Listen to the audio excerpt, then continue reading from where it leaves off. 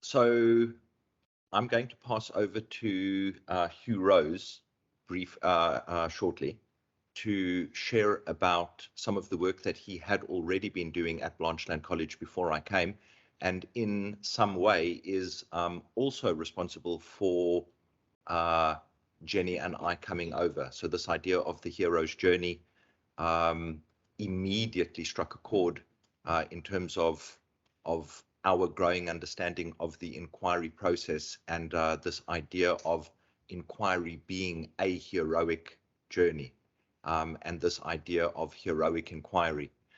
So one of the first things that I was very pleased to be able to work with you on, and I'm sharing this by way of introduction, was you will see, and you will speak about it in greater detail, that all subjects at Blanchelande College have icons representing those subjects that Hugh designed, which is part of, it is a coherent iconography that we are able to continue developing, but also to tap into. And Hugh and I had a discussion about what, from our perspective, the library was and does. And Hugh went away, and this is the icon that he designed for the library. And I've just copied some of the points that he made about the design, and I'll read that for colleagues who may not be able to see clearly because they are online. So for the library subject icon, I have focused on the information to knowledge journey aspect. The hero's head, or knowledge, is above the record, or the record of knowledge. His feet still planted within it. So he has stepped into and is also emerging from the record which contains information.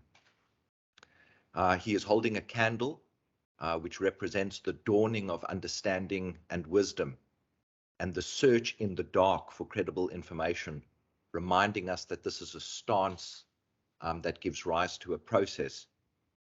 The scroll, representing a record in the form of words, departs from the idea of books and is also a reference to the scroll held by the ICT subject icon. So at this point, I'm going to hand over to Hugh to pick up and to share something of what it is that this taps into, but also to share some of the exciting work that we're still working on and that is beginning to emerge out of this collaboration. So thank you very much, Hugh.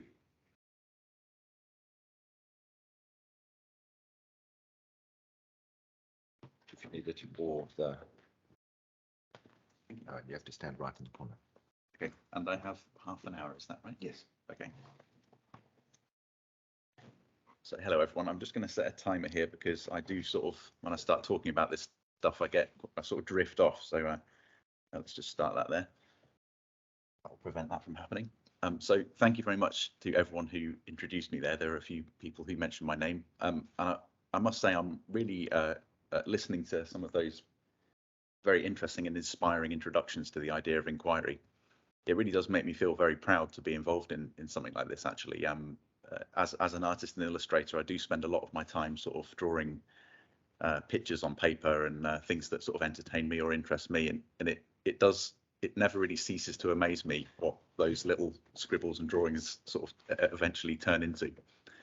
So yeah, I'm very, very, very happy to be here and talking about this. So what's next?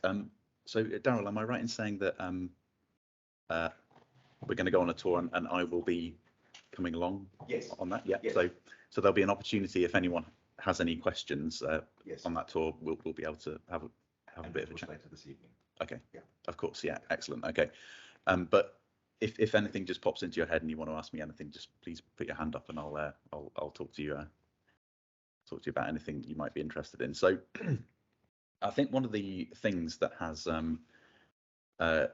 jumped out at me about some of the things we've heard so far this morning is the importance of stories. We're standing in a library. quite a big element of a library is books, and many books contain stories. Even a non-fiction book, it's trying to weave together facts into a particular coherent message, isn't it? So with that in mind, I thought I would give you tell you a story of how I came to be here standing in front of you, and the work I've been doing at Blanchelande, and where it is leading to in the collaboration with Daryl and with the library. Thanks for talking about that icon. I completely forgot that I wrote all that stuff, so that was really interesting to listen to.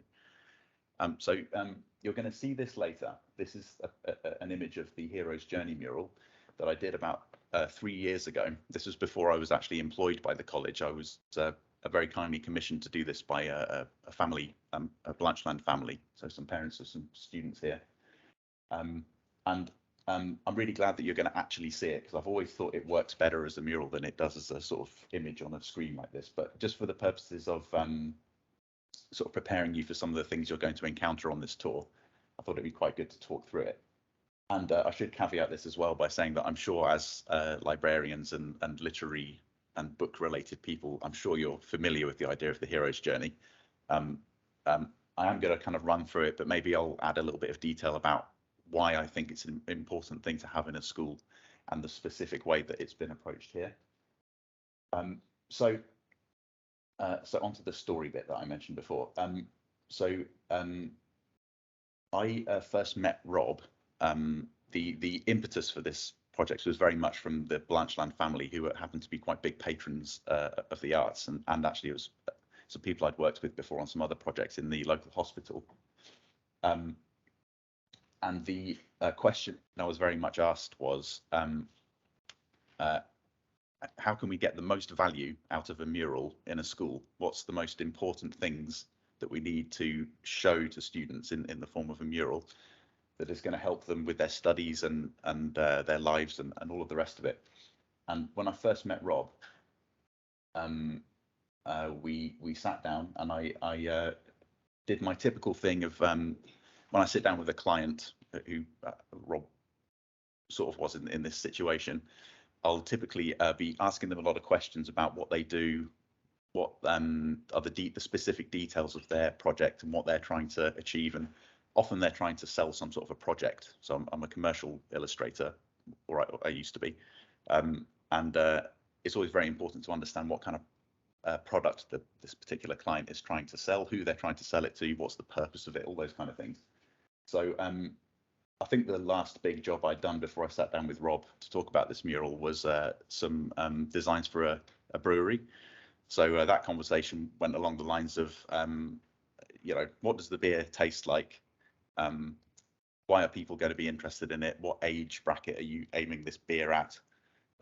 Those kind of questions. And then they answered, so this is an IPA beer. It has this alcohol content. It's supposed to appeal to people who are sort of young and trendy.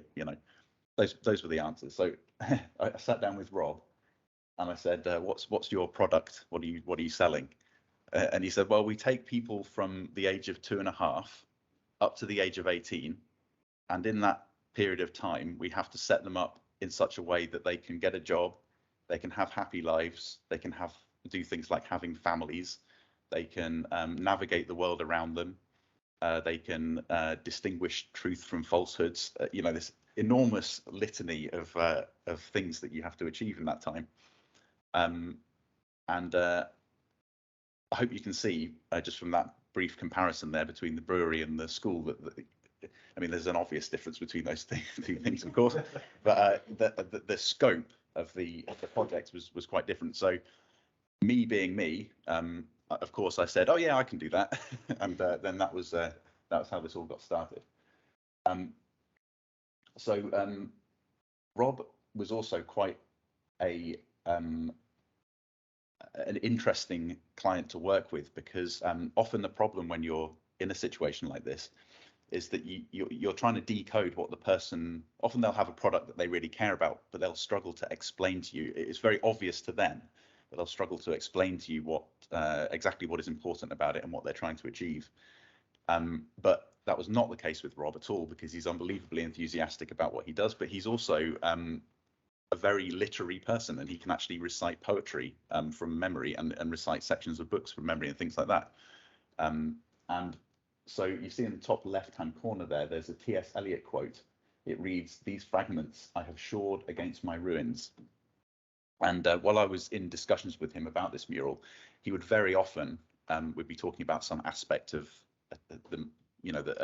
a young person growing up, and he would come out with these lines of poetry that sort of related to what we were talking about, which was unbelievably useful for me as a person who had to visualize all of this stuff. And you'll see actually there are a few more little areas of text which I'll talk about.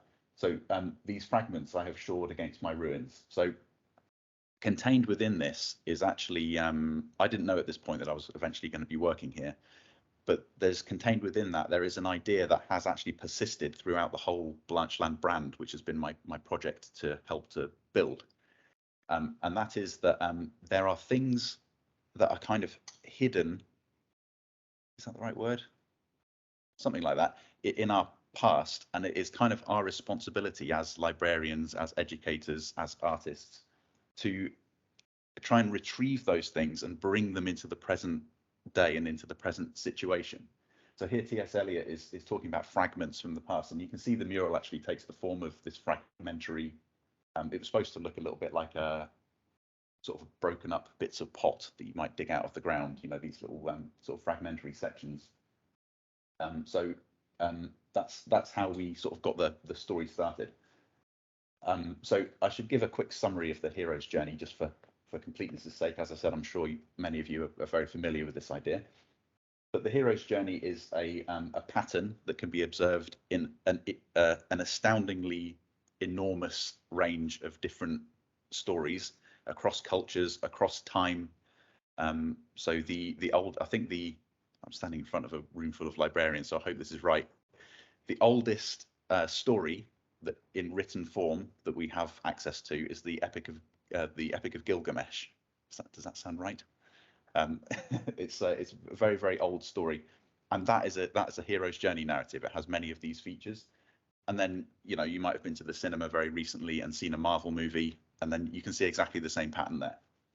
So this is an unbelievably ubiquitous pattern, and it goes like this: the hero begins the story in what we often refer to as the ordinary world. You could also describe that as the status quo, so the way things are, your normal sort of everyday surroundings. So that is represented here on the left there. There's two figures which are sort of mum and dad, which sort of brings it into the reality of the students a little bit. And you have these nice sort of relaxing pink rolling hills and houses. I think the home is quite a good representation of this ordinary world idea. A place where you're comfortable, you kind of know what's going to happen, and you know where everything is. It's peaceful, it's not anxiety inducing or anything like that. Then the hero will receive some kind of a call to adventure, which means that they realize that there's something they need to do. This is speaking very broadly, obviously, and they realize that there's something they need to do. You could refer to this as a quest, and it's contained within the idea of that there's something that they need to do. That in order to do that, they're going to have to leave this ordinary world. They're going to have to sort of go beyond it. And very often in these kind of stories, you'll have a situation where the hero will actually refuse to do it at first because it's frightening, because they want to stay in the ordinary world. And by the way, when I talk about this with the students, that is something they immediately understand, because they all say, yeah, sometimes I don't want to get out of bed in the morning. And that's, although it's quite amusing, and it's even more amusing the more times I hear it. I mean, that is a perfect example. It can be difficult to face the day, can't it, and leave home and go and do all the difficult things you have to do, especially when you're young and you're not used to it. So the hero receives this call to adventure. Often they refuse it at first, but there does come a point where they have to cross some kind of a threshold. In stories, this is often represented by some kind of doorway, but it doesn't have to be. Sometimes it's crossing a river. I'm reading a lot of Arthurian literature at the moment, and I've noticed that is the crossing of a body of water is a very very common theme in a common element of those stories. And this represents the movement from this ordinary world into this unfamiliar world, and or a supernatural or special or magical world. And the difference is that in the ordinary world, as I said before, the hero kind of knows what's going to happen next. They're comfortable. Everything they need is kind of around them. But then it's a necessity for them to move beyond that and go somewhere where all of that is kind of thrown up in the air. And the result of that is that what they see around them is something quite frightening, can produce anxiety. It's unfamiliar, and it's kind of difficult to contend with. So the next, if you see, can you see there's a boat about halfway along the top there at the top, and then below it there's a scene with some sort of ruined blocks and things like that scattered around. So let's talk about that ruined scene first. I think this connects to the call to adventure idea, and it also connects back to the retrieving something from the past and bringing it into the present idea. And this was one of Rob's ideas. Again, it was a piece of poetry that he quoted while we were talking about this process. And it says, "Look on my works, ye mighty, and despair." And that is a quote from the poem Ozymandias, I believe. I'm feeling under a lot of pressure to get these things right there now. I think that's right. The idea here was that it's kind of we interpreted that in this context as kind of a vision of what might happen if you don't heed your call to adventure, which might mean something like you're handed something by your parents and your educators. You're sort of handed this torch of great human achievement and education, but you have to do something with it. You can't just kind of take it and that's it. You have to take it and do something with it. And maybe this scene of a ruined empire from that poem. So if you don't know that poem, by the way, there is a scene where there's this great statue of Ozymandias, who I believe is the same as Ramesses, an Egyptian king, very, very successful in conquests and so on.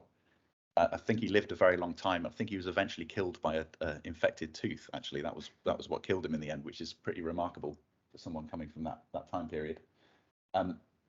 The scene describes this ruined statue, basically. So you can see there's sort of an Egyptian head and a hand buried in the background, and there's all this sand sort of covering it. And there's an inscription at the base of this statue, which is now ruined, which says those words I just read to you: "Look on my works, ye mighty, and despair." So there's this idea that there's this ruler who, in his lifetime, could only be defeated by old age and by an infected tooth.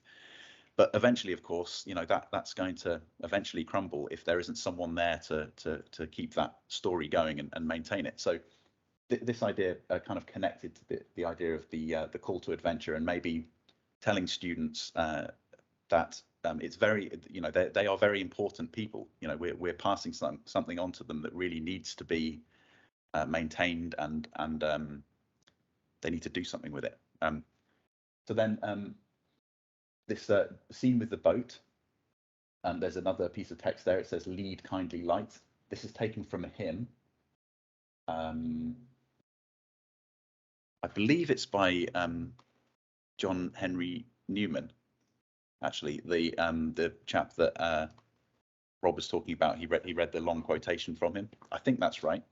But anyway, it's referring to the idea that once you're in this unfamiliar world, again, we have the theme of the crossing of a body of water here.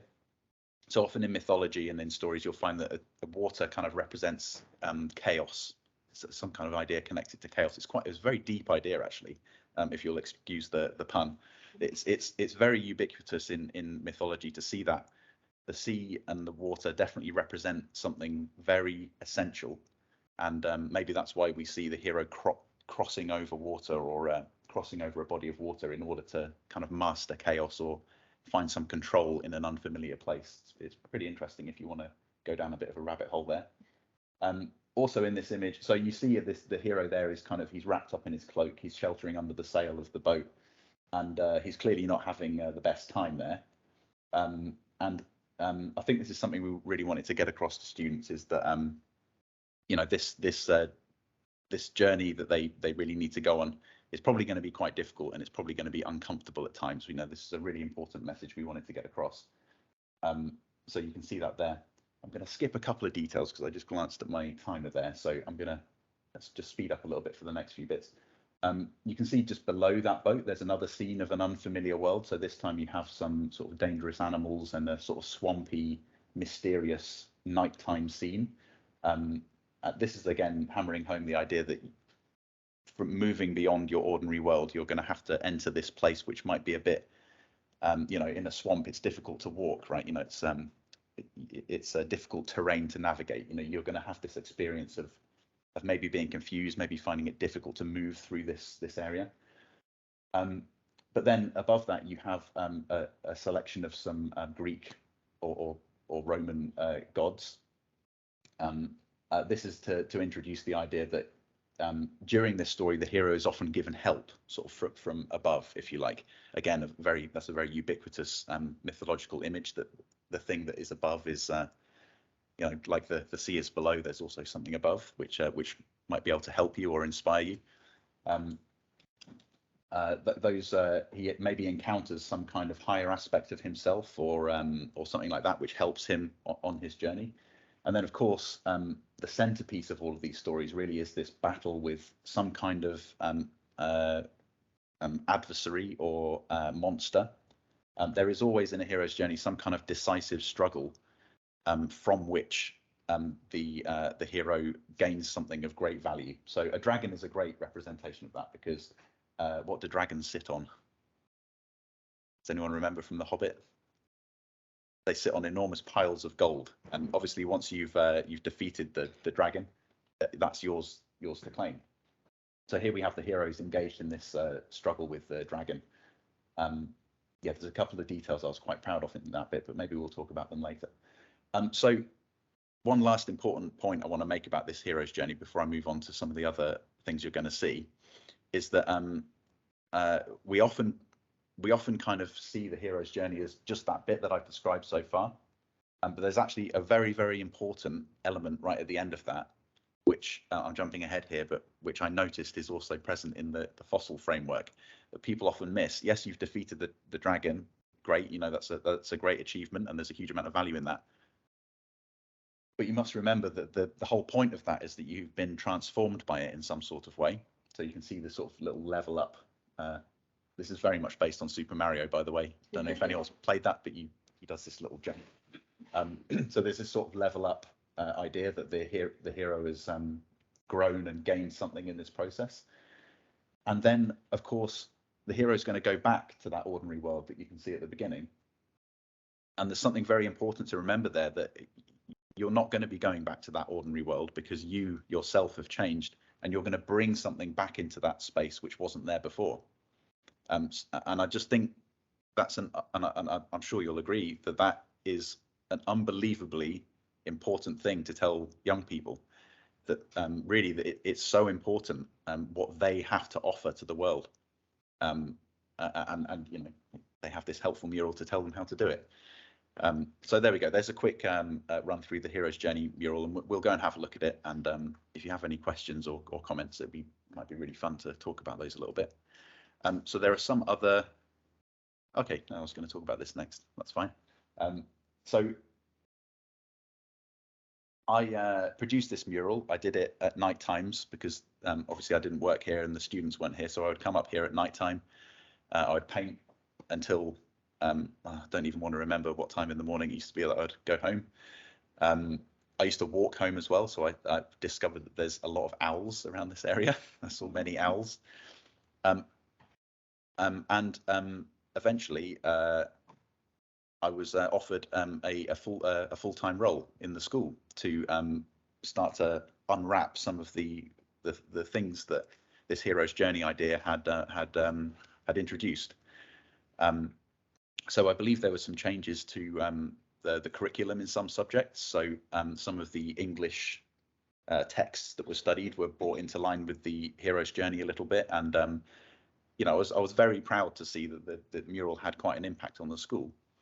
And And from that, I was given a role in the school, and the role was basically to unwrap some of that potential and create a brand for the school that really communicated that. So any really good brand, it's telling you a story which is immediately recognizable and that you understand every time you see it. So you might see the Coca-Cola logo, and immediately that sets off a load of associations and a story that you're very familiar with, actually, because there's this sort of repeated messaging that you're given through their branding effort. So I wanted to do, again, maybe with some element of hubris, I wanted to do something like that with Blanchelande. And there was a long process of integrating all of these ideas into things like booklets, into the website, into sort of wall graphics that you can see around the school, different things that are a part of the school's visual identity. So these icons are used in many different situations in the school. So for one thing, the different phases in the school are actually mapped into the hero's journey. So for example, the connect one, that you can see that is the sort of the stepping outside of the ordinary world idea from the hero's journey. We use that actually as the logo for the infants department. And then the construct, which you see at the bottom left-hand side where the hero is battling the dragon, we actually use that as the logo for the upper seniors as a phase. So there is this idea that the journey through the school is a hero's journey in itself. Actually, on the point of, when I'm talking about branding, I can give you an example here. So this is you're going to hear about a student called Charlotte Bertrand tomorrow. Later, but yeah, yes, tomorrow. Tomorrow, yeah. So which was an EPQ project. This was another of Charlotte's projects. She approached me and said she had this idea of for some students who might struggle to communicate the fact that they are experiencing fluctuations in mood and ability to absorb information for whatever reason. They may be not neurotypical. Is that right phrase? So often in that situation, the student will wear a little wristband, which it can be red or green. You kind of turn it round.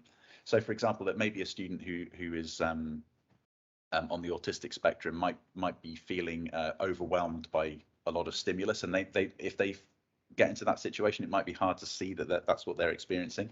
So they can actually use this wristband to sort of turn around to a red position, and then that kind of tells the teacher that okay, well, maybe they need to be given a bit of space, maybe they need a little bit of extra support or something like that. But of course, we wanted to sort of put the hero's journey idea onto this. So Charlotte came up with this idea, which is a bookmark for the students to use, which I have one for you here. And it has sort of a battling the dragon side, which is the top here. And it has an ordinary world side. So you can see that that idea is kind of embedded into this project that that I collaborated with Charlotte on. Would you like to hand it out to you? Yeah, that would be great. Oh, do you want to take a picture? So, and actually, when I worked on this with Charlotte, I was experiencing a bit of a difficult time in my life, and I used this in the book I was reading, and I didn't need to indicate to anyone what I was experiencing exactly, but it was actually quite interesting for me to think, am I battling the dragon today, or am I, feeling more secure today? And I used to switch it around. It's quite a powerful thing, and it was a lovely project that Charlotte did there. So you can see here, so this is, you'll have seen this before, this is the fossil cycle, and I have sort of mapped on these icons that we've been using in other situations onto these different stages. So this is a, what's that phrase, an MVP sort of situation, a minimal viable product type situation. So much like we did when we developed this map of knowledge over here, I've kind of created this this framework, which I think works, but then there is some work still to do on that. And one idea we had, which I think is quite exciting, is the idea that there might be monsters along this journey, which are the common problems and pitfalls you might experience when you're searching for information or trying to extract the truth out of information. So, for example, around the investigate stage, you might encounter some some mal, or disinformation along that journey, and those, I think that would make quite a nice monster. You know, those three forms of unreliable information. So you know, this is very much an ongoing collaboration with Daryl. It was something I'm really excited to be working on. Okay, so there is the hero's journey sort of applied onto the inquiry process. And I wanted to mention a couple of other things you're going to see along your journey here. So this is another mural, and again, it looks much better when you see the real thing. But this is another, I could talk about this for several hours, but this is another attempt to create a visual representation of something that the students might need to understand, or that might be useful to them. So you did hear Rob talk earlier about a liberal education, and he also did touch on some of the concepts associated with that. And this is a visual representation of the Trivium element of a liberal education, which is, as I understand it, a very old form of education. This was my interpretation of it. So you have the structure of it is divided into these three arches. The middle one is kind of bigger and more important, maybe more important than the other two. And then in front of those, and there's a figure in each arch which represents that element of the trivium, which obviously is trivium. It has three elements. Those elements are grammar, logic, and rhetoric.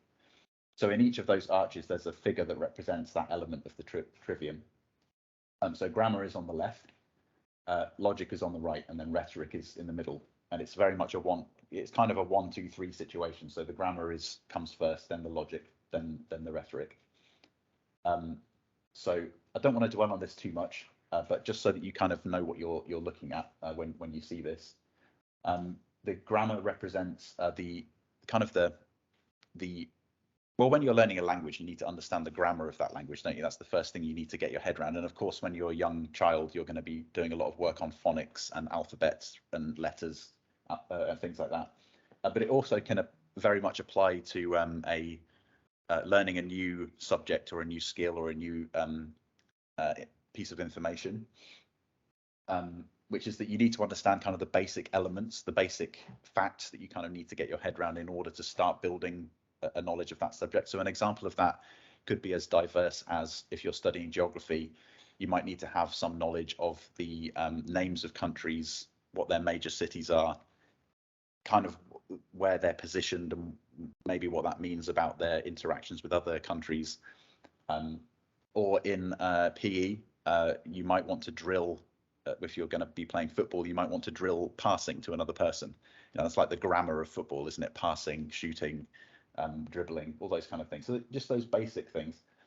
Then you might move on to logic, which is taking those things and seeing how they interact and seeing how they you can make those work together to form a coherent thought about that subject.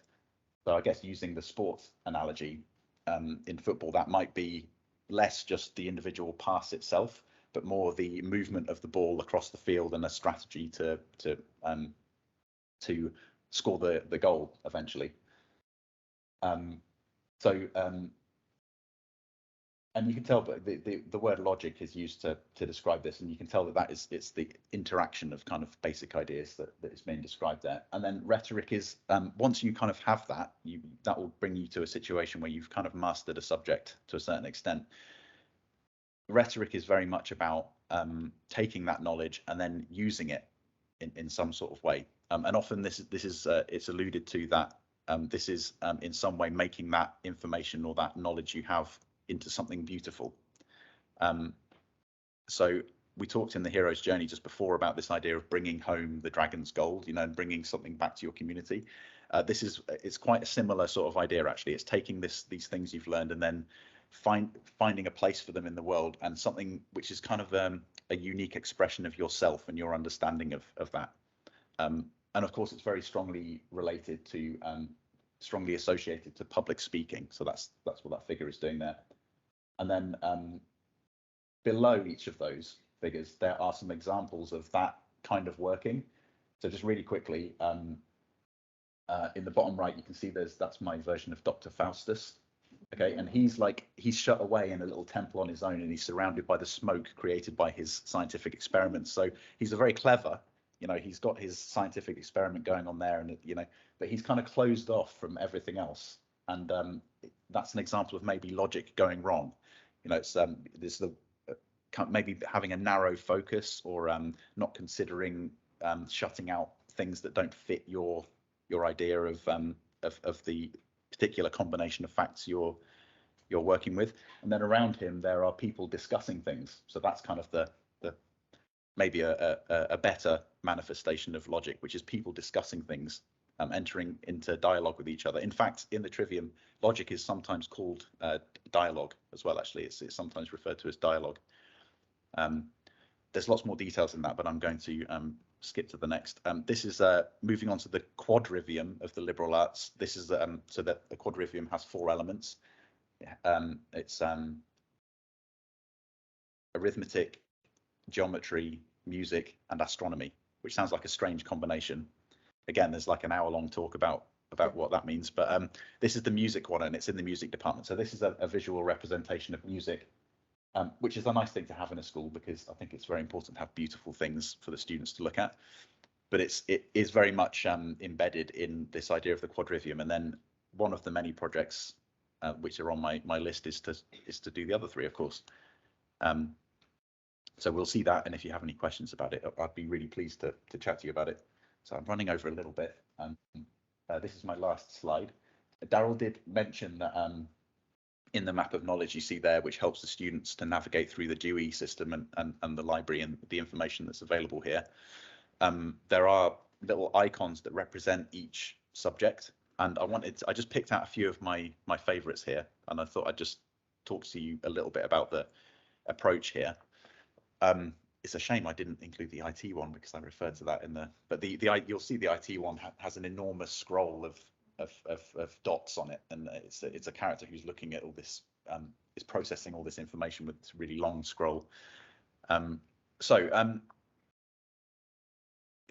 This project at Blanchelande has been a very interesting one, and at times quite nerve-wracking in some ways. And what I mean by that is that what you're taught as a designer and an illustrator quite often, less so as an artist, I think, but definitely as a designer, is that the approach is very much to take what you're trying to communicate to someone and strip away anything that isn't immediately going to put that message across. So I deliberately called these icons because it's a bit of a play on words. You can think of an icon as being like a little man on the front of a toilet door, which indicates which gender is supposed to be in there and which isn't. So you can think of that as an icon, but you also have icons in churches, which are actually much more complicated images with a lot more meaning embedded into them.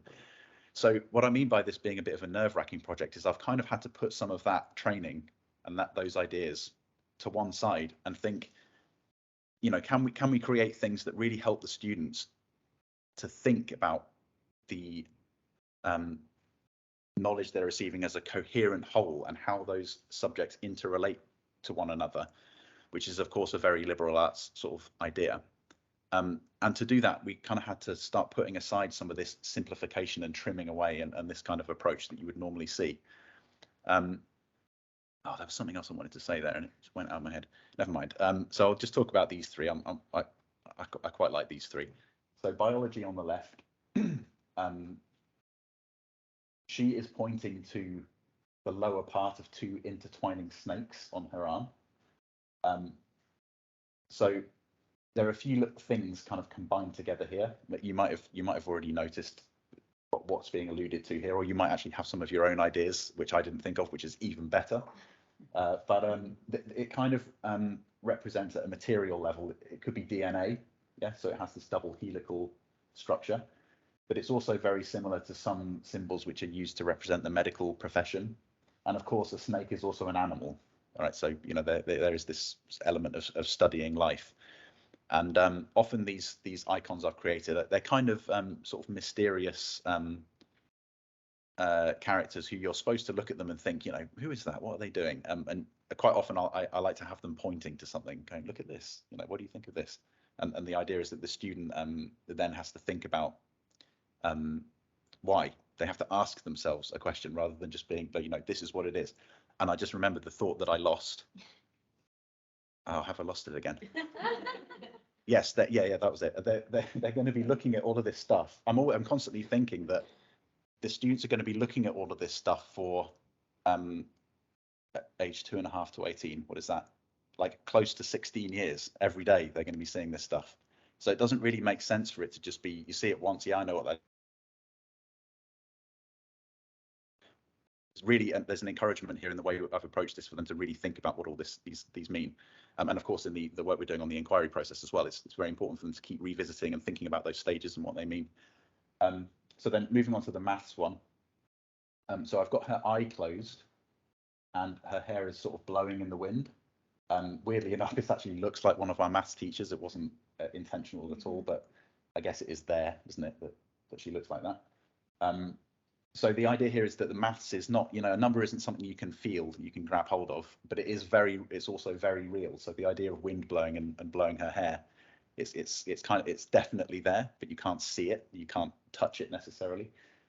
And her eye closed is kind of a reference to that being a sort of a world, a conceptual world that she's involved in.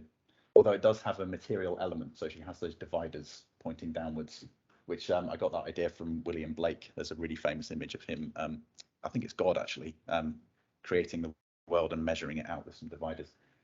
So I don't want to. Plagiarism is a big thing in libraries, isn't it? I don't want to be guilty of that. And she's holding this sort of immaterial sort of diagram of something up in her hand there. And then history is different to all of the other icons in one important element. Can anyone notice what it is? Sorry? Yes, exactly. Yeah, so it's the only icon which is looking to the left. So the history is obviously looking back into the past, but kind of but the posture of the body is pointing the other way. So the idea is that you're looking back, much like the idea of retrieving things from the past, the resourcement approach that I talked about earlier, looking back but then inscribing something and being involved with what that means in the future and in the present. Okay, so I have run over slightly, so I'll stop there. But I hope that was interesting, and I hope it's helpful for you to, when you go on your tour and look at some of these things. Hopefully, it will give you a bit of a leg up in understanding them. As I said, they were designed to be looked at every day for many years. You're already here for a couple of days, so I hope that was helpful. And yeah, it'd be really good to talk to you and catch up with you later and answer any questions or listen to any ideas that you might have. So thank you very much.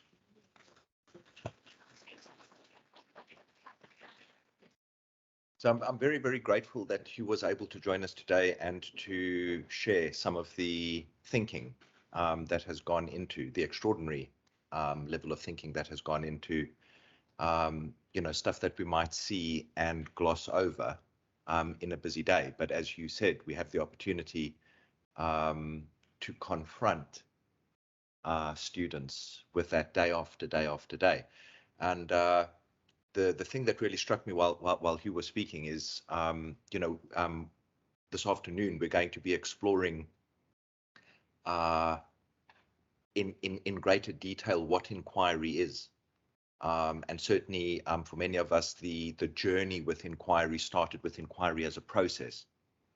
But then that dawning realization that inquiry is actually a stance. It's an attitude of wonder and puzzlement that then sets in motion a process of coming to know and understand. So I think the thing that is really exciting, particularly when Barbara Stripling shares with us this afternoon about our evolving understanding of inquiry, that this is a perfect example of inquiry in action. The library as inquiry, the school as inquiry, the environment as inquiry, provoking a sense of wonder and puzzlement, and a desire to know and to understand.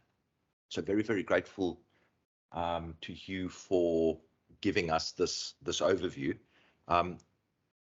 Michael is just briefly going to talk a little bit about the physical aspect of the tour that we're going to be going on.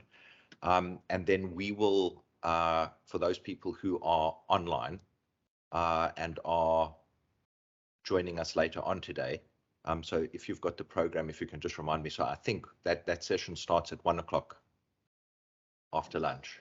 Yes. So I will be talking about implementing the IFLA School Library guidelines at Blanchelande College. But as we've been talking about inquiry, it's universal. So what we're going to share about what we're doing here draws inspiration from what colleagues elsewhere have been doing, and hopefully will provide some information, inspiration for what colleagues are doing elsewhere. So we're on this journey together, and we will pick up on that at 1 o'clock after lunch. And then I will stop the recording after Michael has just shared something about the physical part of the tour that we're going to go on, and then we will reconvene after lunch.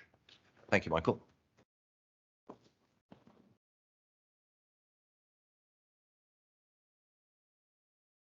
Thank you once more. If it's not Irish, before I was going to talk about, I'm going to talk about the college and how it came about. But if it's not Irish, I'd like to digress before I do that on Hugh's talk, for which thank you very much. The bookmark, I haven't seen this before, but actually it sums up the role of the trustee in that ready for adventure, I'm ready for a new challenge. Indeed, the trustees are always ready for new challenges, although it does say that things are under control. I'm not always convinced that that's so at all. And the dragon, times are hard, times are constantly hard. Or the finances and the money would be a much easier task if we did actually have some finances, some money to be in charge of. But it's true, the best things that come about not because of the trustees, but in spite of the trustees. And the library, Darryl said, well, I just touched on the library. The library is part of that interconnected good thing in life. And Hugh is another one. Hugh was thrust upon us by a benefactor who was looking for a space to put a mural.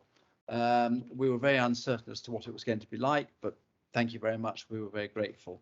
And we were committed to having it for so many years. And I think when you see the mural, that commitment with hindsight is an absolute no-brainer. Hugh did the commission as he was asked to do, and from that so many people drew so much inspiration that we were very fortunate that Hugh was able to come on board as a full-time participant in Where We Go. We are grateful for that. We continue to be grateful for that, Hugh. Thank you. The library came about because our principal, Rob O'Brien, said he wanted a library. Absolutely fine, Rob. We've got no money, finance it. He rose to the challenge. He found the money and he found people to put it together. And during a summer holidays, he, together with one of the more practical of our governors, a builder and a friend, mutual friend of all of us, put the room together as we have. Stemming on from that, we've got the twin threads of Hugh and of the library, and that brought in turn, Darryl has said that he's here because of the library and because of Hugh's journey. So we have that, and that's another one, a good thing in life, he and Jenny. And as a consequence of that, you're here, and that again, anticipating, I'll change my mind tomorrow if it's not so, but that's a good thing. And we are pleased that you are here. We're pleased that you feel you've made able to make the journey to come. And as I said before, I would like you very much to come again. Talking about the history of the school, on the website, you will see that it dates back rather hopefully back to the 12th century, where there was a site in the fief of Blanchelande. Guernsey is made up of lots of little fiefdoms, and the fief of Blanchelande, which is on the south coast, had a school established under religious orders. Henry VIII decided otherwise, and during the dissolution of the monasteries and the priories, that school closed. 1904, with disruption in France in the education system, when everything the religion became a non-entity as far as school was concerned. I think it was the common curriculum brought in, or the beginnings of it. You tell me that I'm wrong. But in 1904, an order of nuns came across, re-established a school in Blanchelande, and that was there until 1992. In 1992, the nuns suddenly decided their vocation was no longer education, and they shut, just like that, overnight. A group of parents, not me, I have no girls, but a group of parents were unhappy at this, and with a rump of 41 pupils, re-established the school in what was the girls' grammar school, and that had been closed for some years and had been used by motor tax as their office for a while. So they moved into this rather scrappy building, which was ripe for demolition, and with their 41 pupils, kept the school going. 41 pupils grew to something over 100, and space became constrained. And at that point, it was decided we needed to go somewhere else, but where? Providence and the good Lord provided, because also in 1904, an order of brothers, religious brothers, moved from France to Guernsey and established a school here at the Vauberlay. The school was for boys. It had a great emphasis on its agricultural estate, and it was famous in those days for its cattle. Inspiration to that, toward the end, was a brother Constantian. He was old when I first came across him, and he was older still when he died, of course. But they ran the school here from 1904 to 1956. In 1956, they had a rather more phased closure than the girls did at Blanchelande, and they continued to use the premises as a language school, and that continued for several years until the 1990s. Brother Constantian, realizing that we, Blanchelande, were short of space, offered the premises. What a gift horse that was. And a number of parents came and they decorated and they plastered and they did what needed to be doing for some fairly dilapidated buildings, and we're still fairly dilapidated. We were more so then. So the girls moved from Rosette Avenue, the girls' grammar school, to here, and we were about 140 pupils at that time. We're now 460 pupils. We have grown and we've grown and we've grown. We've absorbed more of the estate into the educational facilities, and we've now got very little left that is not dedicated toward education. What we do have is the clock makers and the silversmiths, which I think you might see later, and the little chapel, which used to be under our responsibility, but is now independently run and managed by a charity. So that's a potted history of Blanchelande College, situate at the Vauberlay. As you walk round, you see what you see. Think back 20 years to something that's fairly dilapidated, falling apart, and just see how far we've come in that time. Any questions on that sort of conceptual thing, by all means ask me.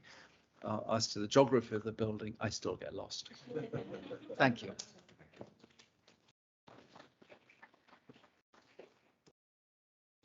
Right, so just before we go, it will be interesting when I start my talk, because I start my talk with two principles really that have governed my journey.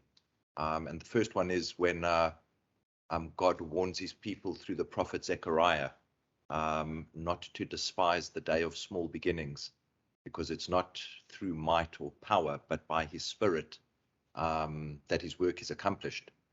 And that is so clearly an